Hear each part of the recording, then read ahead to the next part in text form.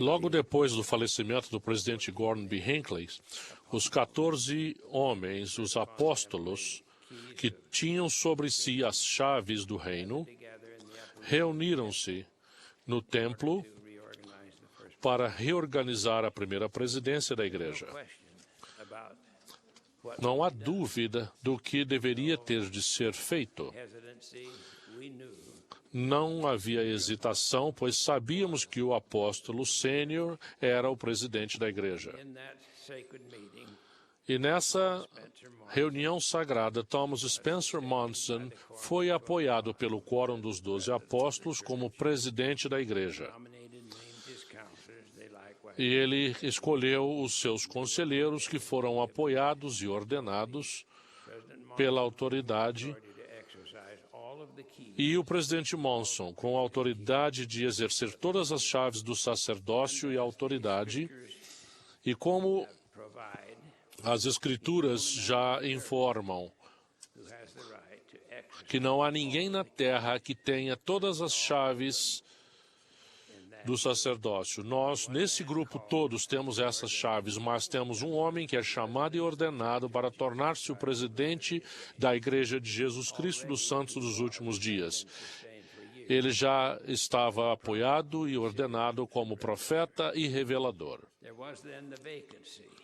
Havia, então, uma vaga. Ontem nós apoiamos um novo membro do Quórum dos 12 Apóstolos, o Elder Todd Christofferson. Ele agora faz parte dessa irmandade sagrada, nesse círculo sagrado.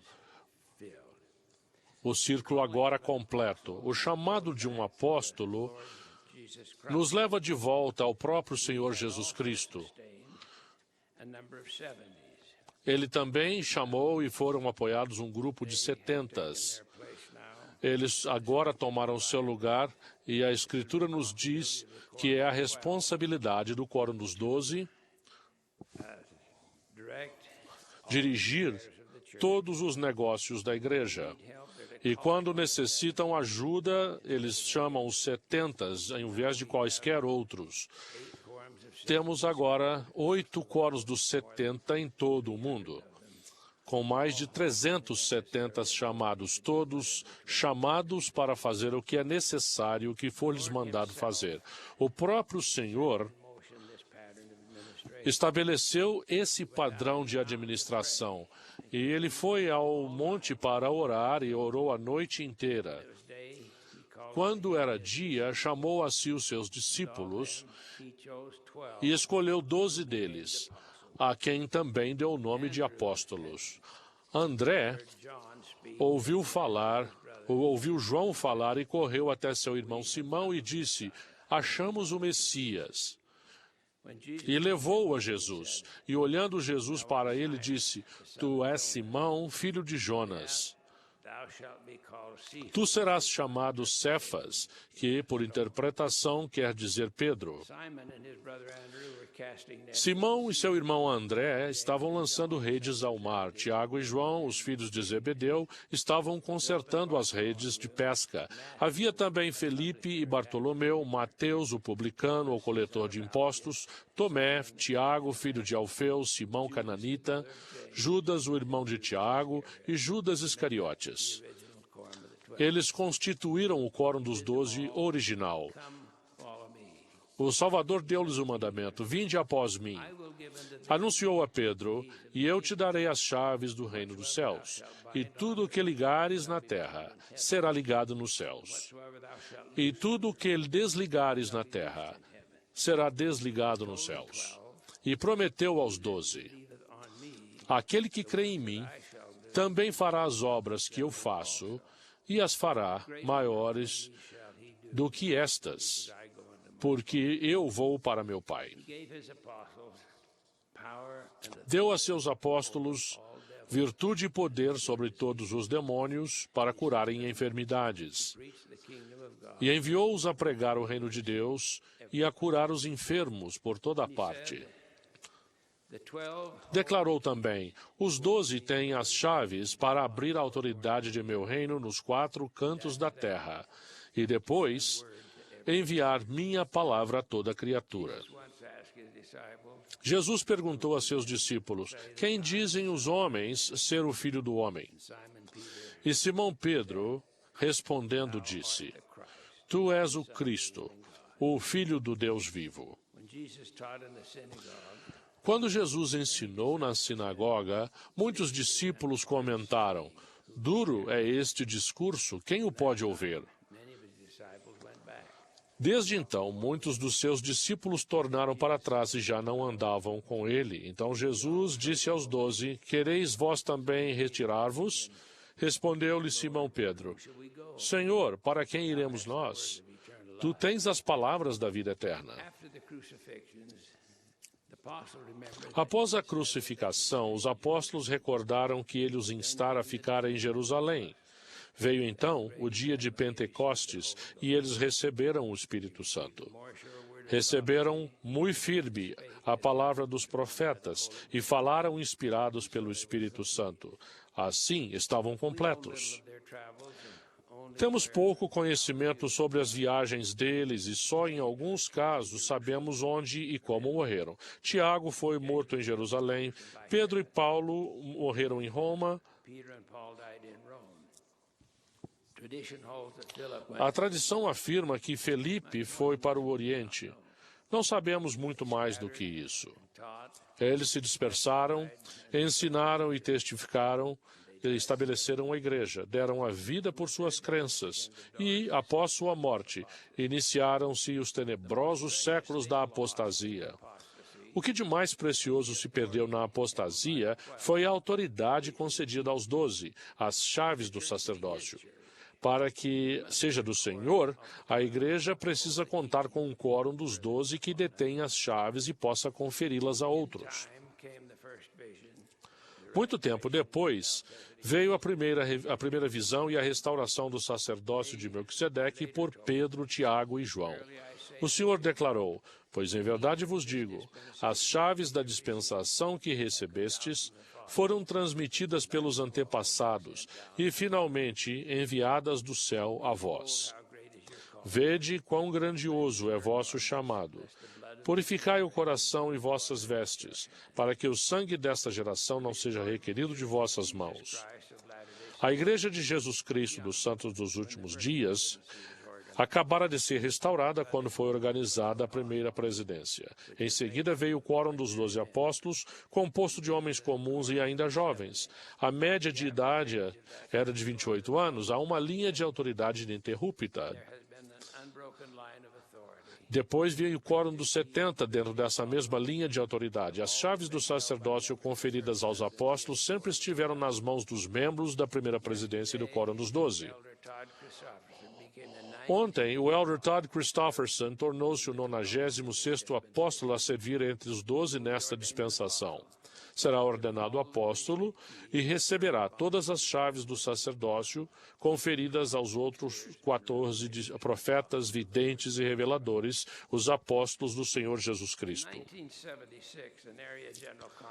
Em 1976, foi realizada uma conferência geral diária em Copenhague, em Dinamarca. Depois da última sessão, o presidente Spencer W. Kimball manifestou o desejo de visitar a igreja Forfru, onde se encontram as estátuas do escultor Thorvaldsen, do Christus e dos 12 apóstolos. Ele já fizera isso alguns anos antes e sentiu vontade de fazer de novo. Na parte central da igreja, atrás do altar, ergue-se a conhecida estátua do Cristo com os braços abertos e as marcas dos cravos nas mãos e a ferida do lado bem visíveis. Nas laterais da sala estão as estátuas dos apóstolos, com Pedro na frente, à direita, e os demais apóstolos em ordem. A maior parte do nosso grupo estava no fundo da capela com o zelador. Fiquei ao lado do presidente Kimball, diante da estátua de Pedro, juntamente com o elder Rex D. Pennegar e Johan Helge Bentin, presidente da Estaca Copenhague. Na mão da estátua de mármore de Pedro havia um molho pesado de chaves. O presidente Kimball apontou para elas e explicou o que simbolizavam.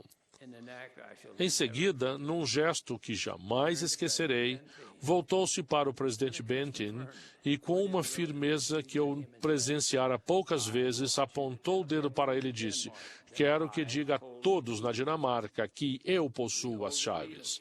Nós possuímos as verdadeiras chaves e as usamos todos os dias. Nunca esquecerei essa declaração, esse testemunho do profeta."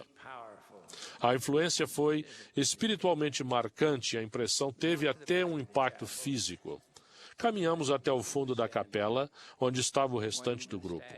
Apontando para as estátuas, o presidente Kimball disse ao gentil zelador: "Esses são os apóstolos mortos." Apontando para mim, anunciou: "Aqui temos os apóstolos vivos. O Elder Packer é um apóstolo. O Elder Monson e o Elder Perry são apóstolos. E eu sou um apóstolo. Somos os apóstolos vivos." "Vocês leem sobre os 70 no Novo Testamento", disse ele, "e aqui estão 2 dos 70 vivos, o Elder Pennerga e o Elder Hales." O zelador, que até então não mostrara emoção, de repente começou a chorar. Senti que estava vivendo uma experiência única em minha vida. Cremos na mesma organização que existia na igreja primitiva, isto é, apóstolos, profetas, pastores, mestres, evangelistas, etc. Quando os 70 são ordenados, embora não sejam ordenados apóstolos nem possuam chaves, tenham autoridade. E os 12 devem recorrer aos 70 e não a outros quando houver necessidade de auxílio no preenchimento dos diversos chamados para pregar e administrar o evangelho. Atualmente há 308 70 em 8 quórums, representam 44 países e falam 30 idiomas. Não ouvimos falar do exercício das chaves do sacerdócio nas outras igrejas cristãs. É curioso que alguns nos descrevem como não cristãos, quando, na verdade, somos os únicos que possuem a autoridade e a organização estabelecidas por Cristo. Os 12 atuais são pessoas comuns. Não são, assim como os 12 originais não eram, prodigiosos individualmente, mas coletivamente são extraordinários. Exercíamos no passado as mais diversas profissões. Somos cientistas, advogados e professores. O Elder Nelson foi um cirurgião cardíaco pioneiro, realizou milhares de intervenções cirúrgicas. Contou-me que dava a cada paciente operado total garantia de que o coração funcionaria até o fim da vida. Vários homens neste quórum eram militares. Há um marinheiro, fuzileiros navais, pilotos. Tiveram os mais diversos cargos na igreja: professores, missionários, presidentes de quórum, bispos, presidentes de estaca, presidentes de missão, mestres familiares e, de suma importância, maridos e pais. Todos são aprendizes e professores do Evangelho de Jesus Cristo. O que nos une é nosso amor ao Salvador e aos filhos de seu Pai e nosso testemunho de que Ele está à frente desta igreja. Quase sem exceção, os 12 têm origens modestas, assim como os que viveram quando o Senhor habitava na terra. Os 12 atuais são profundamente unidos no ministério do Evangelho de Jesus Cristo. Ao receber o chamado, cada um deixou sua rede, por assim dizer, e seguiu o Senhor.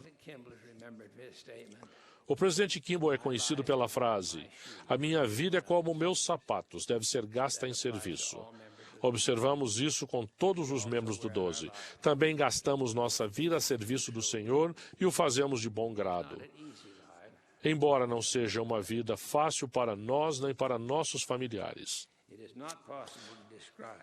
Nem é possível encontrar palavras para descrever a contribuição, o serviço e o sacrifício da esposa de cada líder do sacerdócio em todo o mundo. Há algum tempo, nesta época do ano, minha esposa e a irmã Ballard fizeram uma cirurgia extremamente dolorosa na coluna. Ambas estão bem e nenhuma se queixou. O mais próximo de uma reclamação que eu vi de minha esposa foi: "Isso não tem graça." É dever dos 12, sob a direção da primeira presidência, ordenar e organizar todos os outros oficiais da igreja, conforme a revelação. Hoje temos meios de ensinar e testificar a líderes e membros em todo o mundo, de forma eletrônica, mas para conferir as chaves da autoridade nessa linha interrupta aos líderes do sacerdócio, pela imposição das mãos, onde quer que se encontrem no mundo, um de nós precisa estar presente sempre. O Senhor declarou: e digo-te também que todos os que enviares em meu nome pela voz de teus irmãos, os 12, devidamente recomendados e autorizados por ti, terão poder para abrir a porta de meu reino a toda a nação a que os enviares. As Escrituras descrevem os 12 como conselheiros viajantes. Não sou diferente de meus irmãos dos 12, dos 70 e do bispado, com quem servi durante 47 anos, quando lhes digo que estive no México e na América Central e do Sul mais de 75 vezes, na Europa mais de 50 vezes, no Canadá 25 vezes, na Oceania 10 vezes, na Ásia 10 vezes e na África 4 vezes, e 2 vezes na China. Já fui a Israel, a Arábia Saudita, a Bahrein, a República Dominicana, Índia, Paquistão e Egito, e muitos outros lugares em todo o mundo. Outros fizeram mais viagens do que eu até. Os apóstolos detêm todas as chaves do sacerdócio, mas todos os líderes e membros igualmente recebem e devem receber revelações pessoais. De fato, espera-se que busquem essas revelações por meio da oração e do exercício da fé. Porque por ele, disse o Senhor, temos acesso ao Pai em um mesmo Espírito. Assim que já não sois estrangeiros nem forasteiros, mas concidadãos dos santos e da família de Deus, edificados sobre o fundamento dos apóstolos e dos profetas, de que Jesus Cristo é a principal pedra de esquina. O Elder Christofferson deve estar se perguntando o que um dia me perguntei: por que alguém como eu fui ordenado ao santo apostolado? Faltam-nos muitas qualidades. Meu empenho para servir é falho em vários aspectos. Há somente uma coisa, uma qualificação capaz de explicá-lo. Assim como Pedro e todos os que foram ordenados desde aquela época, tenho o testemunho do Salvador. Sei que Deus é nosso Pai. Ele apresentou seu Filho Jesus Cristo a Joseph Smith. Declaro-lhes que sei que Jesus é o Cristo. Sei que ele vive. Ele nasceu no meridiano dos tempos, ensinou seu evangelho e foi provado. Sofreu, foi crucificado e ressuscitou no terceiro dia. Assim como seu Pai, ele possui um corpo de carne e ossos. Ele efetuou a expiação. Sou testemunha dele, e isso testifico. Em nome de Jesus Cristo. Amém.